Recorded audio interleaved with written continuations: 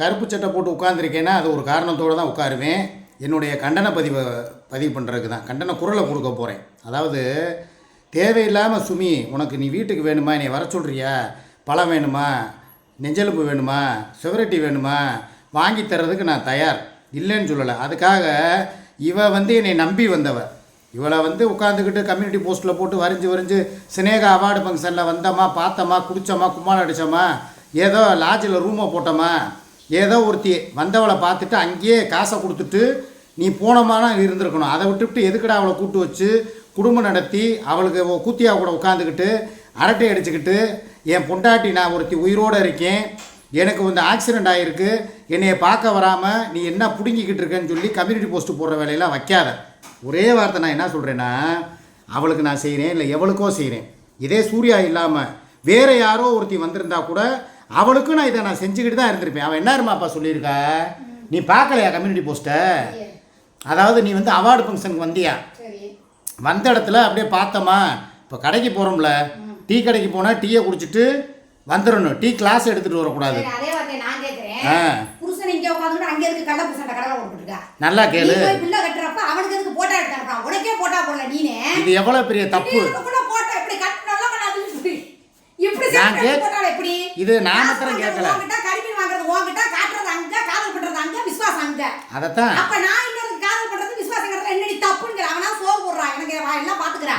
இல்லை இந்த இடத்துல நான் ஒரு விஷயத்தை பதிவு பண்ண விரும்புகிறேன். நான் நைட்டு கண்ணு முழிச்சு விடிய பெத்த தாப்பா இருக்காருல, காலைல நான் தான் கேட்டேன், பெத்த தகப்பா இருக்காருல, இவ கடந்தது நீ மீடியாவில் காமிச்சல எல்லாருக்கும் தெரியும்ல. அந்த சம்பந்தக்காரமானது ஒரு விசுவாசத்தோட பொண்ணு கொடுத்தவ. இன்னைக்கு பொண்ணே இல்லாத போது எதுக்கு இந்த குடும்பத்தை பார்க்கணும்? அந்த பேரனுக்காக வந்தாங்க. ஒரு அக்கா முறையோ ஒரு அண்ணன் முறையோ பார்த்தாங்கல்ல, ஒரு நேரம் நம்ம சோர்த்துட்டு இருக்கோம், நம்ம பேர இருக்கேன், என்ன நம்ம மகளை கொடுத்த வீடுன்னு. இவங்க அப்பா ஏன் பார்க்கல? அவங்க அப்பா மாத்திரம் இல்ல, அவங்க சொந்தக்காரங்க, அவங்க தங்கச்சிங்க கண்ணு இப்படி போட்டு இல்ல, இவ 1000 தப்பு பண்ணட்டும், இல்ல சுகையிலும் கட்டும், புச்சுக்குட்டியும் கட்டும், ஏதோ ஒண்ணு. ஆனா ஒரு அக்கா வீட்டுக்கு மூத்தவங்க, இந்த தான் வீட்டுக்கே மூத்தவ, இவளுக்கு கீழே 4 தங்கச்சிங்க இருக்காங்க. அப்படிங்கும்போது ஒரு வார்த்தை நேரில் எப்பா எந்த ஆஸ்பத்திரியில் அட்மிட் பண்ணிருக்கீங்க, பழங்கள் வாங்கிட்டு ஒரு ஹார்லிக்ஸ் பாட்டில் வாங்கிட்டு நேரில் பார்த்து ஒரு ஆறுதலா 2 வார்த்தை நான் கேட்டேன். கேட்டியா? எங்க அம்மா சத்தியமா இவ என்ன பேசுனாங்கிற வீடியோ நான் பார்க்கவே கிடையாது. நல்லா கேட்டேன். ஏதோ சொந்தம் இருக்கு, பெரிய டான் குடும்பங்கிறியே, ஒரு மக உயிர் காவத்துல கிடக்கும் போது வராத சொந்தம் என்ன மயிருக்குன்னு கேட்டேன்.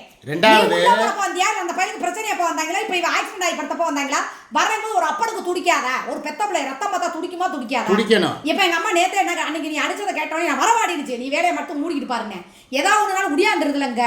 அப்ப எங்க அம்மாங்கிறனால தானே முடியாது துடிக்குது. இன்னொன்னு வச்சுக்கிருவோம். இப்ப நான் எங்க மாமனார் வராததுக்கு அவர் என்ன காரணம் சொல்லியிருப்பாரு, நாங்க இருக்கேன், அவர் இருக்கிறார்ல, நான் எப்படி உன்னைய பார்க்க முடியும் அப்படின்னு சொல்லியிருப்பாருன்னே வச்சுக்கிருவான்.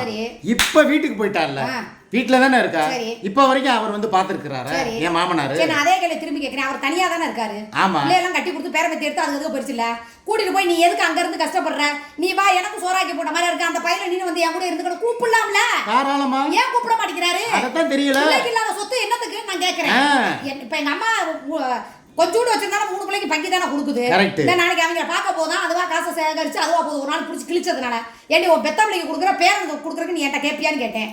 அதுவா தான் இருடி, இந்த வட்டி காசு வாங்கினேன், அந்த காசு வாங்கின, இந்த காலைல 2000 கொடுத்து நான் போறேங்குது. நான் ஏன் 2000 எனக்கு போடுறதுக்காக தான், உன் பேரை வேணா நீ போய் பாருன்னு போகுது இல்ல, புரியும் ரிசல்ட் போயிருக்கும்ல. என் மையன் பெரியவனாவது போன் பண்ணி கேட்டு பாருங்க, போன் பண்ணி என்னடா வீடியோல அப்படி போட்டிருக்காரு இந்த மாதிரி அம்மா வீடியோவே அவர் பார்க்க மாட்டாருன்னே வச்சுக்கிறோம். அவர் வீடியோவுக்குள்ளே இல்ல. சரி, அவங்க சொந்த பந்தம் யாராவது ஒருத்த பார்த்திருப்பாங்க, அவங்க சித்திக்காரங்க பார்த்திருப்பாங்கல்ல. நான் என்ன சொல்றேன், வீடியோவே அவங்க பாக்குறதுன்னு வச்சுக்கிறோமே, இவன் போன்ல சொல்லியிருப்பான்ல, ஒரு ஆக்சிடென்ட் ஆகுதுன்னா அப்ப எனக்கு போன் பண்ணான்ல, ஐசியூல என்ன வருது, உயிரும் பொழைக்கலாம் பொழைக்காம போகலாம் அப்படிங்கிற ஒரு ரெண்டுமே நடக்கும். அபாய கட்டத்தை நீ தாண்டிட்டேங்கிறதுக்காக நீ இவ்வளவு தூரம் துள்ளிக்கிட்டு திரியிறிய, இவளை இப்ப இழுத்து பேசுறதுக்கு உனக்கு என்ன இருக்கு? முதல்ல உன் குடும்பத்துல உன்னை பார்க்குறாங்களா? உன்னால அன்னைக்கு அந்த ஆஸ்பத்திரியில் இருந்த அந்த தண்ணியை குடிச்சது இந்த மாதிரி எனக்கு தொண்டை கட்டிருச்சு, கோல்டு வாட்டரை குடிச்சது. அப்படி இருக்கும்போது உனக்கு அவங்க இருக்காங்கல்ல, உன் சொந்தம் பந்தம் சுருத்து எல்லாம் இருக்காங்கல்ல, என் மையன் சின்னவன் இல்லைன்னா பெரியவன் யாராவது ஃபோன் பண்ணி சொல்லியிருப்பாங்கல்ல. இப்போ வரைக்கும் உனக்கு ஒரு ஹார்லிக்ஸ் பாட்டிலோ இல்லை ஒரு 5 ஆப்பிளோ இல்லை சாத்துக்குடியோ மாதுளையோ வாங்கிட்டு உன் குடும்பம் பார்த்துச்சா, ஒரு ரத்த சொந்தம் பார்த்துச்சா? இல்லை. அப்போ உனக்குன்னு இருக்கிற துணை யார்? கட்டின புருஷன். நான் ஒருத்தன் தான் இப்போ வரைக்கும் உனக்காக நான் வந்து ஏன் இதையும் துடிச்சுக்கிட்டு இருக்கு. எங்க அம்மாவுக்கு உனக்கு என்ன சம்மந்தம்? நீ கிடக்கிறப்ப எதுக்கு வந்து பார்த்துச்சு? நம்ம வாய்தா அப்புறம்னா எதுக்கு அங்க வந்து காலை எடுத்துட்டு முடியாதோட எதுக்கு இந்த பப்புவை பார்த்துட்டு படுத்துருக்கணும்? ஆமா, ஏதாவது இருக்கு அதுக்கு நான் ஏதாவது பண்ண மாட்டானே. நாளைக்கு உனக்கு வீடு வாங்கி கொடுப்பேங்கிற நம்பிக்கையில கூட வரலாம் என்னைய பாக்குறதுக்கு. உங்க அம்மாவும் காரியம் இல்லாம இருக்காதுல்ல, எதனால ஒரு காரியத்தோட தானே இருக்கும். நீ ஒரு காரியத்தோட இருக்கும்போது இங்க தின்னுட்டு அங்க போய் வாழாட்டும் போது நீ காரியத்தோட இருக்கும்போது மத்தவங்க வாழாட்டுறேனா? நான் என்ன நாயா? அங்கதான் போய் வாழாட்டுவேன். அதாவதுங்க எல்லாருமே சுயநலத்தோடு தான் வாழ்கிறாங்க. இவனாப்பில் வந்து இவளை வந்து நான் தூக்கி வச்சு பேச போகிறதும் கிடையாது, அவளை பேச போகிறதும் கிடையாது. ரெண்டுமே ஒரே குட்டையில் உருண மட்டைங்க தான். இதில் வந்து இதில் என்ன ஏதோ ஒரு இதில் சொல்லுவாங்களா, அதில் முன்விட்ட என்ன பின்விட்ட இல்லைன்னு சொல்லி ஏதோ ஒரு பழைய பழமொழி சொல்லுவேன் எங்கள் அம்மாலாம்.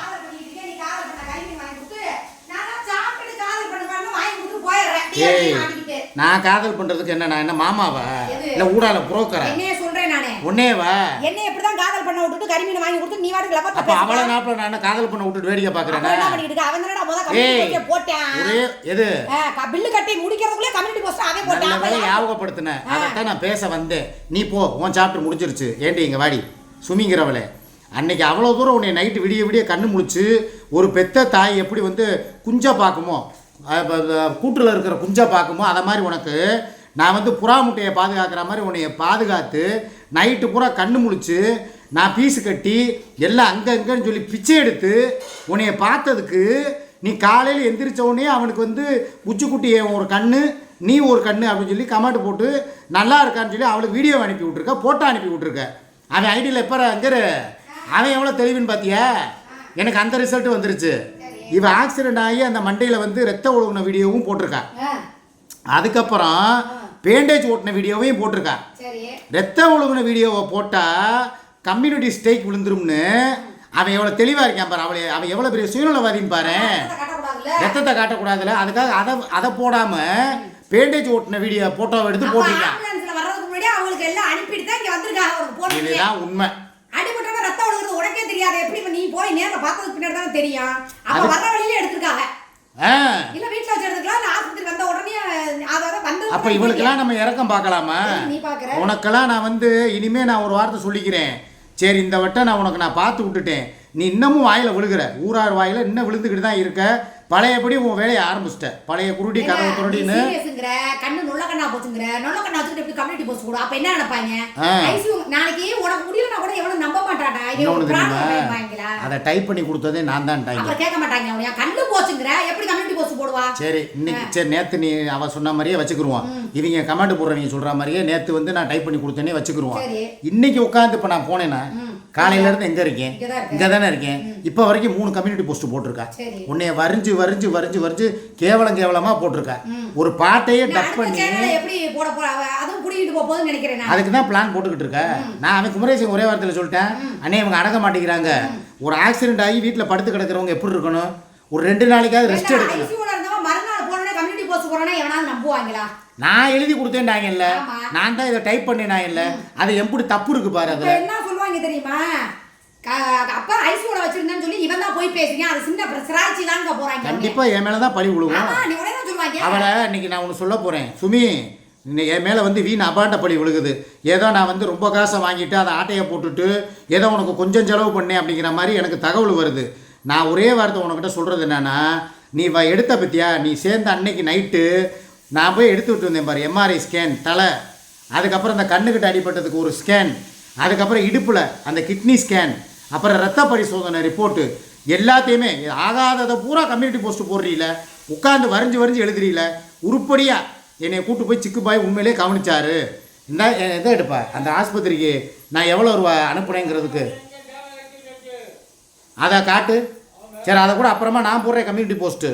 நான் என்ன சொல்கிறேன், நீ நல்லவளாக இருந்தா கம்யூனிட்டி போஸ்ட்டு சும்மா இவளை திட்டி இந்த கமெண்ட் பண்ணுறவங்களை திட்டி இதெல்லாம் விட்டுட்டு உருப்படியாக ஒரு நல்ல காரியம் பண்ணுறதா இருந்தால் நான் உனக்காக செலவு பண்ணேன் பற்றியா ஸ்கேன் ரிப்போர்ட்டு, அதெல்லாம் எடுத்து போடு. அதை போட்டாலாவது என் மேலே உள்ள களங்கம் வந்து துடைக்கப்படும். நீ தேவையில்லாமல் என்னையை வச்சுக்கிட்டு நீ வந்து ப்ளே பண்ணிக்கிட்டு இருக்கேன்னு நினைக்கிறேன். 4 பக்கம் போயிட்டு நான் ஏதோ காசை சுருட்டிட்டு ஓடிட்டேன், வசூல் வேட்டை ஆடிட்டேன்னு சொல்லிட்டு திரியா நீ.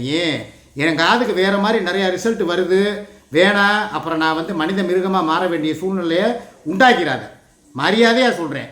கம்யூனிட்டி போஸ்ட்டில் சாயங்காலம் நான் எடுத்த ரிப்போர்ட்டு, நான் கட்டின பில்லு எல்லாத்தையும் எடுத்து போடு. அப்போ தான் நான் நல்லவன், நான் உத்தமைங்கிறத இந்த நாடும் நம்பும், இந்த நாட்டு மக்களும் நம்புவாங்க. குறிப்பாக என் தங்கச்சிங்க நம்புவாங்க, என் மாப்பிள்ளைங்க நம்புவாங்க. இந்த இப்போவே எனக்கு சுருக்குன்னு குத்துதுப்பா. என் மேலே அபாண்டமான பழியை போட்டது ஈட்டியை நெஞ்சில் இறக்குன மாதிரி இருக்கு. 108ல போவோம். எதுக்கு? ஃபோன் பண்ணி வந்து பார்த்துக்குவாங்க. உனக்கு யாராவது என் குடும்பத்தில் ஒரு ஆள் 108ல போய்கிட்டே இருக்கணும், அதுதான் உனக்கு ஆசை. நீ போடி, நீ போ, உங்கள் அம்மாவை கூட்டு போ. கொடுப்பாங்க நல்லா. நீ நல்லா கொடுத்து தள்ளின பாரு. நான் கொடுக்காம தான் வந்து பார்த்துக்கிட்டேன். வாயை மூடு. நன்றி கேட்டவனே, இப்படி தின்னு பேசாதடா. புண்ணு வந்து புழு புழுத்துருவேன். நல்லா திக்க விடுது, தின்னு பேச வேண்டியது. ஏற்கனவே விட்ட சாவை பத்தலன்னு அடுத்தடுத்து என் மேலே சாபத்தை விட்டு என் காலில் திருப்பி புண்ணு வந்து புழு வைக்கணுங்கிறா பாருங்க. நீ எல்லாம் பொம்பளையா? வாழ்க்கையில எனக்கு எங்கிட்டமே நிம்மதி இல்லைங்க. நானும் சுடுகாடை கொண்டு போயிருக்கிறேன், யார் தொந்தரவுமே இருக்காது. ஒரு அப்பாயின்மெண்ட் வாங்கி தந்துறவா? 6 அடி குழி, 6 அடி தானே இருக்கா? 6 அடி எக்ஸ்ட்ரா ஒரு அடி வாங்கி மாத்திரம் தனியா தவிக்க விட்டுட்டு எங்க அம்மா போயிருச்சேன்னு நினைக்கும் போது போ துணைக்கிங்கிறேன். அவங்க 2 பேரும் கஷ்டப்படுறாங்கல்ல, நீ துணைக்கு போ. அவங்களுக்கு போய் பிள்ளையா இரு, அங்கனாலும் சொர்க்கத்துலனாலும் உண்மையா இரு. போடப்பத்தவனே பிராடுகார பையல, பித்தராடகார பையல. உண்மையிலே சொல்கிறேங்க, மன வருத்தத்தையும் வேதனையோடையும் நான் இந்த வீடியோவை நான் நிறைவு செய்கிறேன். ஏதாக இருந்தாலும் 6 மணிக்கு நம்ம அங்கே போய் பேசிக்கிடுவோம். ஏங்க, ஒருத்தன் கூட இருக்கிறவன் இந்த மாதிரி மனசு வேதனையாக இருக்குன்னு அழுகிறேன். அந்த அழுகையும் வந்து போலி கண்ணீர், நீலி கண்ணீர்னு சொல்லி நினைக்கிறா பாருங்க. இதெல்லாம் ஒரு பொம்பளையா? இவ சொன்ன மாதிரி இவன் பொம்பளை கிடையாதுங்க, பொறுக்கி தான். கேட்டால் எங்கள் அம்மா கிட்ட போக சொல்கிறேன். நீ போடி உங்கள் அப்பா கிட்ட, கணேசன் கிட்ட போ, கிளம்பு. பாய் நண்பர்களை 6 மணியில் இவளை சந்திப்போம். Take care.